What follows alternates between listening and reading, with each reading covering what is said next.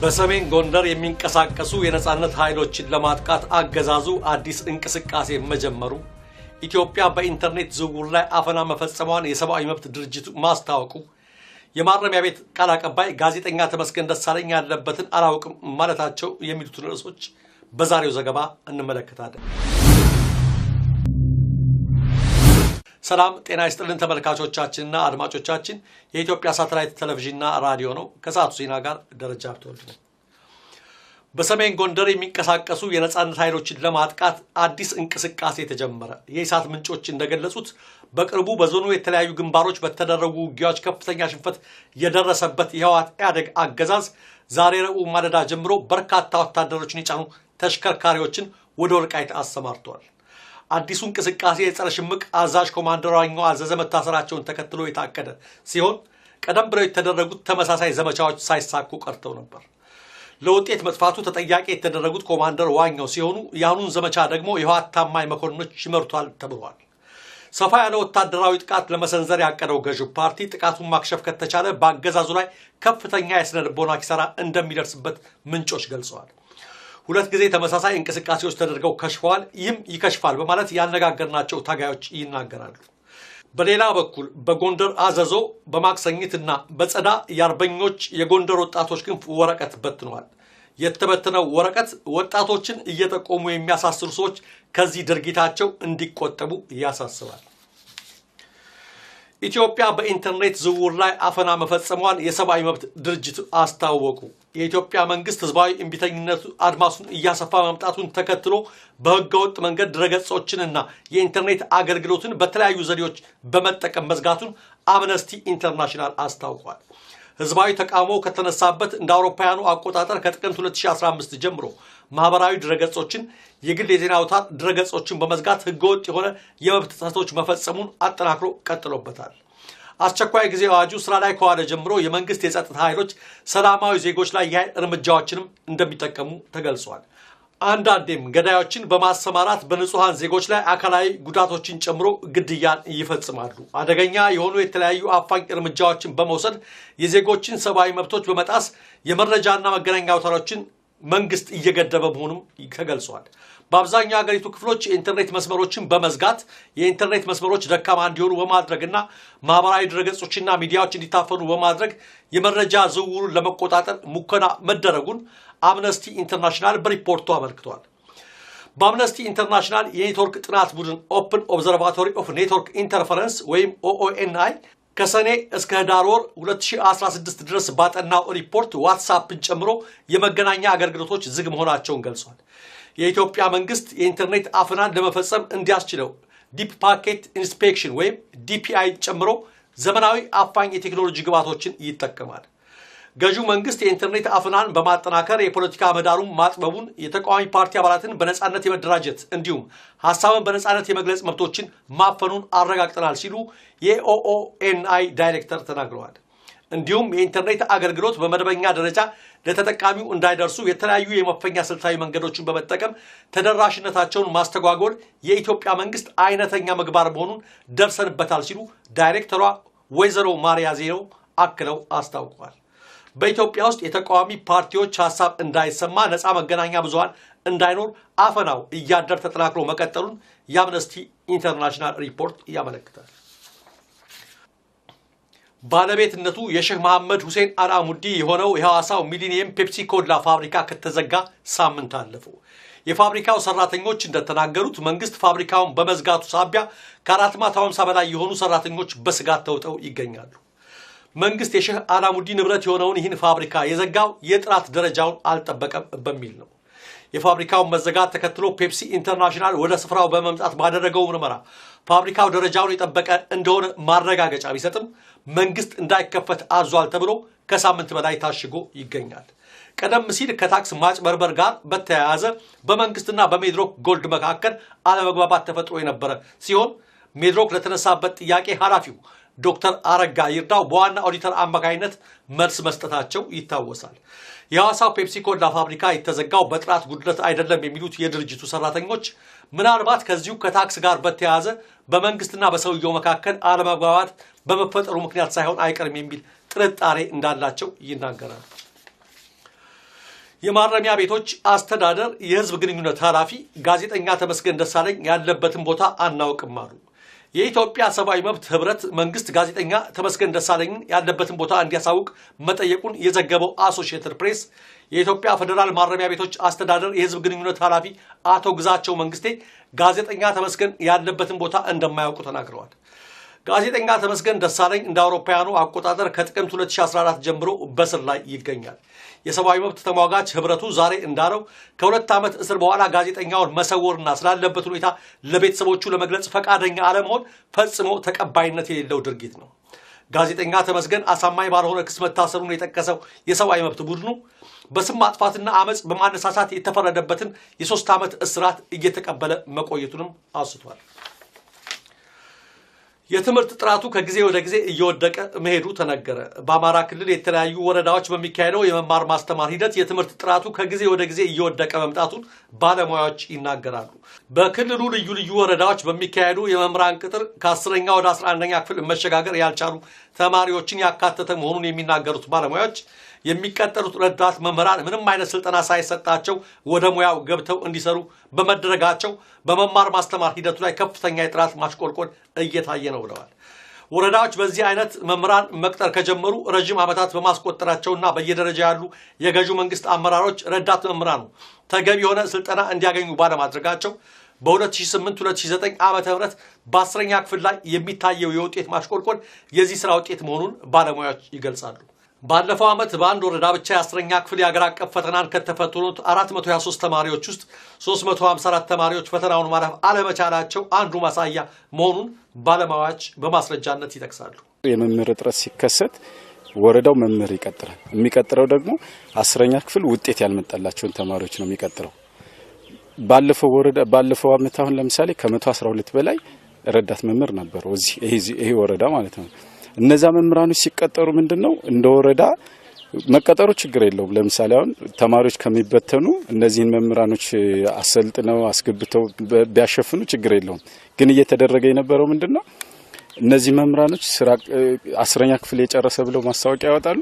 ካወጡ በኋላ ቀጥታ ወደ ስራ መደብ ነው እንጂ እንትን የሚሏቸው አያሰለጥኗቸውም ነበር። ወረዳው ቢያንስ የሳምንት የወር ስልጠና ሳይሰጥ ነው እንደጨረሱ ልክ እንደወረዱ ነበር ወደ ትምህርት ቤት የሚያስገባው። ለዚህ ማሳያው ምንድነው ወረዳው በእንዲህ አይነት መምህራኖች መስራት ከጀመረ በጣም ብዙ አመት ሆኖታል። ያም ማለት ብቻ አይደለም እንደ ወረዳም በዚህ አመት አሁን 423 10ኛ ክፍል ማትሪክ ተፈትነው 354 ተማሪዎች ወድቀዋል። በዚህ አመት ብቻ ማለት ነው። ያ ማለት ይሄ ውጤት የማን ውጤት ነው ማለት ነው?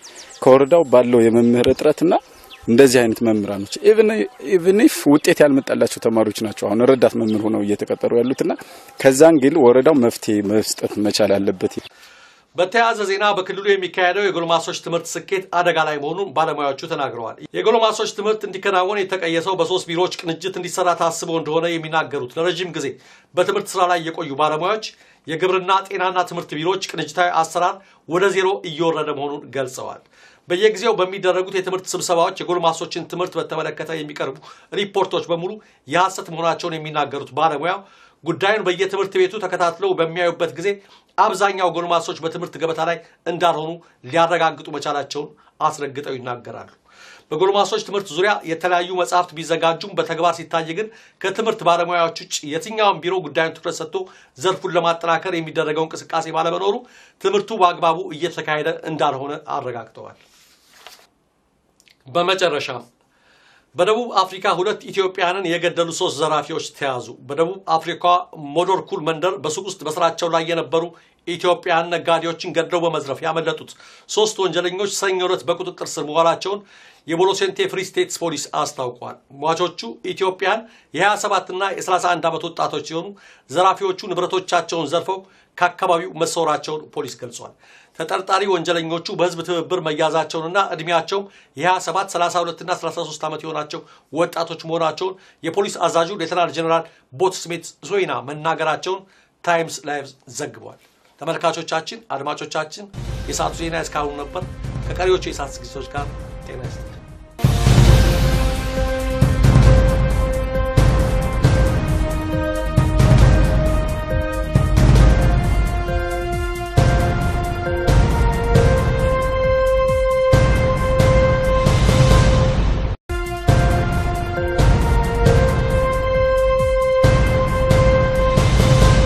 በሰሜን ጎንደር የሚንቀሳቀሱ የነጻነት ኃይሎችን ለማጥቃት አገዛዙ አዲስ እንቅስቃሴ መጀመሩ፣ ኢትዮጵያ በኢንተርኔት ዝውውር ላይ አፈና መፈጸሟን የሰብአዊ መብት ድርጅቱ ማስታወቁ፣ የማረሚያ ቤት ቃል አቀባይ ጋዜጠኛ ተመስገን ደሳለኝ ያለበትን አላውቅም ማለታቸው የሚሉትን ርዕሶች በዛሬው ዘገባ እንመለከታለን።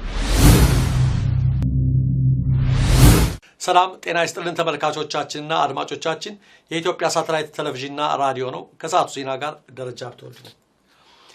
በሰሜን ጎንደር የሚንቀሳቀሱ የነጻነት ኃይሎችን ለማጥቃት አዲስ እንቅስቃሴ ተጀመረ። የኢሳት ምንጮች እንደገለጹት በቅርቡ በዞኑ የተለያዩ ግንባሮች በተደረጉ ውጊያዎች ከፍተኛ ሽንፈት የደረሰበት የህወሓት ኢህአዴግ አገዛዝ ዛሬ ረቡዕ ማለዳ ጀምሮ በርካታ ወታደሮችን የጫኑ ተሽከርካሪዎችን ወደ ወልቃይት አሰማርተዋል። አዲሱ እንቅስቃሴ የጸረ ሽምቅ አዛዥ ኮማንደር ዋኛው አዘዘ መታሰራቸውን ተከትሎ የታቀደ ሲሆን ቀደም ብለው የተደረጉት ተመሳሳይ ዘመቻዎች ሳይሳኩ ቀርተው ነበር። ለውጤት መጥፋቱ ተጠያቂ የተደረጉት ኮማንደር ዋኛው ሲሆኑ የአሁኑን ዘመቻ ደግሞ የህወሓት ታማኝ መኮንኖች ይመሩታል ተብሏል። ሰፋ ያለ ወታደራዊ ጥቃት ለመሰንዘር ያቀደው ገዢው ፓርቲ ጥቃቱን ማክሸፍ ከተቻለ በአገዛዙ ላይ ከፍተኛ የስነ ልቦና ኪሳራ እንደሚደርስበት እንደማያውቁ ተናግረዋል። ጋዜጠኛ ተመስገን ደሳለኝ እንደ አውሮፓውያኑ አቆጣጠር ከጥቅምት 2014 ጀምሮ በስር ላይ ይገኛል። የሰብአዊ መብት ተሟጋች ህብረቱ ዛሬ እንዳለው ከ2 ዓመት እስር በኋላ ጋዜጠኛውን መሰወርና ስላለበት ሁኔታ ለቤተሰቦቹ ለመግለጽ ፈቃደኛ አለመሆን ፈጽሞ ተቀባይነት የሌለው ድርጊት ነው። ጋዜጠኛ ተመስገን አሳማኝ ባልሆነ ክስ መታሰሩን የጠቀሰው የሰብአዊ መብት ቡድኑ በስም ማጥፋትና አመጽ በማነሳሳት የተፈረደበትን የ3 ዓመት እስራት እየተቀበለ መቆየቱንም አውስቷል። የትምህርት ጥራቱ ከጊዜ ወደ ጊዜ እየወደቀ መሄዱ ተነገረ። በአማራ ክልል የተለያዩ ወረዳዎች በሚካሄደው የመማር ማስተማር ሂደት የትምህርት ጥራቱ ከጊዜ ወደ ጊዜ እየወደቀ መምጣቱን ባለሙያዎች ይናገራሉ። በክልሉ ልዩ ልዩ ወረዳዎች በሚካሄዱ የመምህራን ቅጥር ከ10ኛ ወደ 11ኛ ክፍል መሸጋገር ያልቻሉ ተማሪዎችን ያካተተ መሆኑን የሚናገሩት ባለሙያዎች የሚቀጠሩት ረዳት መምህራን ምንም አይነት ስልጠና ሳይሰጣቸው ወደ ሙያው ገብተው እንዲሰሩ በመደረጋቸው በመማር ማስተማር ሂደቱ ላይ ከፍተኛ የጥራት ማሽቆልቆል እየታየ ነው ብለዋል።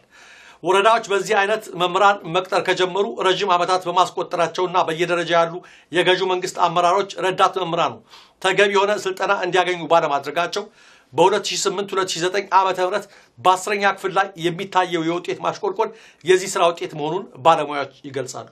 ባለፈው ዓመት በአንድ ወረዳ ፔፕሲ ኮላ ፋብሪካ ከተዘጋ ሳምንት አለፈው። የፋብሪካው ሰራተኞች እንደተናገሩት መንግስት ፋብሪካውን በመዝጋቱ ሳቢያ ከ450 በላይ የሆኑ ሰራተኞች በስጋት ተውጠው ይገኛሉ። መንግስት የሼህ አላሙዲ ንብረት የሆነውን ይህን ፋብሪካ የዘጋው የጥራት ደረጃውን አልጠበቀም በሚል ነው። የፋብሪካውን መዘጋት ተከትሎ ፔፕሲ ኢንተርናሽናል ወደ ስፍራው በመምጣት ባደረገው ምርመራ ፋብሪካው ደረጃውን የጠበቀ እንደሆነ ማረጋገጫ ቢሰጥም መንግስት እንዳይከፈት አዟል ተብሎ ከሳምንት በላይ ታሽጎ ይገኛል። ቀደም ሲል ከታክስ ማጭበርበር ጋር በተያያዘ በመንግስትና በሜድሮክ ጎልድ መካከል አለመግባባት ተፈጥሮ የነበረ ሲሆን ሜድሮክ ለተነሳበት ጥያቄ ኃላፊው ዶክተር አረጋ ይርዳው በዋና ኦዲተር አማካይነት መልስ መስጠታቸው ይታወሳል። የሐዋሳው ፔፕሲ ኮላ ፋብሪካ የተዘጋው በጥራት ጉድለት አይደለም የሚሉት የድርጅቱ ሰራተኞች ምናልባት ከዚሁ ከታክስ ጋር በተያያዘ በመንግስትና በሰውየው መካከል አለመግባባት በመፈጠሩ ምክንያት ሳይሆን አይቀርም የሚል ጥርጣሬ እንዳላቸው ይናገራሉ። የማረሚያ ቤቶች አስተዳደር የህዝብ ግንኙነት ኃላፊ ጋዜጠኛ ተመስገን ደሳለኝ ያለበትን ቦታ አናውቅም አሉ። የኢትዮጵያ ሰብአዊ መብት ህብረት መንግስት ጋዜጠኛ ተመስገን ደሳለኝ ያለበትን ቦታ እንዲያሳውቅ መጠየቁን የዘገበው አሶሺየትድ ፕሬስ የኢትዮጵያ ፌደራል ማረሚያ ቤቶች አስተዳደር የህዝብ ግንኙነት ኃላፊ አቶ ግዛቸው መንግስቴ ጋዜጠኛ ተመስገን ያለበትን ቦታ ምንጮች ገልጸዋል። 2 ጊዜ ተመሳሳይ እንቅስቃሴዎች ተደርገው ከሽፈዋል፣ ይህም ይከሽፋል በማለት ያነጋገርናቸው ታጋዮች ይናገራሉ። በሌላ በኩል በጎንደር አዘዞ በማክሰኝትና በጸዳ የአርበኞች የጎንደር ወጣቶች ክንፍ ወረቀት በትነዋል። የተበተነው ወረቀት ወጣቶችን እየጠቆሙ የሚያሳስሩ ሰዎች ከዚህ ድርጊታቸው እንዲቆጠቡ ያሳስባል። ኢትዮጵያ በኢንተርኔት ዝውውር ላይ አፈና መፈጸሟን የሰብአዊ መብት ድርጅት አስታወቁ። የኢትዮጵያ መንግስት ህዝባዊ እምቢተኝነቱ አድማሱን እያሰፋ መምጣቱን ተከትሎ በህገወጥ መንገድ ድረገጾችንና የኢንተርኔት አገልግሎትን በተለያዩ ዘዴዎች በመጠቀም መዝጋቱን አምነስቲ ኢንተርናሽናል አስታውቋል። ህዝባዊ ተቃውሞ ከተነሳበት እንደ አውሮፓውያኑ አቆጣጠር ከጥቅምት 2015 ጀምሮ ማህበራዊ ድረገጾችን የግል የዜና አውታር ድረገጾችን በመዝጋት ህገወጥ የሆነ የመብት ጥሰቶች መፈጸሙን አጠናክሮ ቀጥሎበታል። አስቸኳይ ጊዜ አዋጁ ስራ ላይ ከዋለ ጀምሮ የመንግስት የጸጥታ ኃይሎች ሰላማዊ ዜጎች ላይ የኃይል እርምጃዎችንም እንደሚጠቀሙ ተገልጿል። አንዳንዴም ገዳዮችን በማሰማራት በንጹሃን ዜጎች ላይ አካላዊ ጉዳቶችን ጨምሮ ግድያን ይፈጽማሉ። አደገኛ የሆኑ የተለያዩ አፋኝ እርምጃዎችን በመውሰድ የዜጎችን ሰብአዊ መብቶች በመጣስ የመረጃና መገናኛ አውታሮችን መንግስት እየገደበ መሆኑም ተገልጿል። በአብዛኛው የሀገሪቱ ክፍሎች የኢንተርኔት መስመሮችን በመዝጋት የኢንተርኔት መስመሮች ደካማ እንዲሆኑ በማድረግና ማህበራዊ ድረገጾችና ሚዲያዎች እንዲታፈኑ በማድረግ የመረጃ ዝውውሩን ለመቆጣጠር ሙከራ መደረጉን አምነስቲ ኢንተርናሽናል በሪፖርቱ አመልክቷል። በአምነስቲ ኢንተርናሽናል የኔትወርክ ጥናት ቡድን ኦፕን ኦብዘርቫቶሪ ኦፍ ኔትወርክ ኢንተርፈረንስ ወይም OONI ከሰኔ እስከ ህዳር ወር 2016 ድረስ ባጠናው ሪፖርት ዋትስአፕን ጨምሮ የመገናኛ አገልግሎቶች ዝግ መሆናቸውን ገልጿል። የኢትዮጵያ መንግስት የኢንተርኔት አፈናን ለመፈጸም እንዲያስችለው ዲፕ ፓኬት ኢንስፔክሽን ወይም DPI ጨምሮ ዘመናዊ አፋኝ የቴክኖሎጂ ግብዓቶችን ይጠቀማል። ገዢው መንግስት የኢንተርኔት አፈናን በማጠናከር የፖለቲካ ምህዳሩን ማጥበቡን፣ የተቃዋሚ ፓርቲ አባላትን በነጻነት የመደራጀት እንዲሁም ሐሳብን በነጻነት የመግለጽ መብቶችን ማፈኑን አረጋግጠናል ሲሉ የOONI ዳይሬክተር ተናግረዋል። እንዲሁም የኢንተርኔት አገልግሎት በመደበኛ ደረጃ ለተጠቃሚው እንዳይደርሱ የተለያዩ የመፈኛ ስልታዊ መንገዶችን በመጠቀም ተደራሽነታቸውን ማስተጓጎል የኢትዮጵያ መንግስት አይነተኛ ምግባር መሆኑን ደርሰንበታል ሲሉ ዳይሬክተሯ ወይዘሮ ማሪያ ዜሮ አክለው አስታውቀዋል። በኢትዮጵያ ውስጥ የተቃዋሚ ፓርቲዎች ሐሳብ እንዳይሰማ ነፃ መገናኛ ብዙሃን እንዳይኖር አፈናው እያደር ተጠናክሮ መቀጠሉን የአምነስቲ ኢንተርናሽናል ሪፖርት ያመለክታል። ባለቤትነቱ የሼህ መሐመድ ሁሴን አልአሙዲ የሆነው የሐዋሳው ሚሊኒየም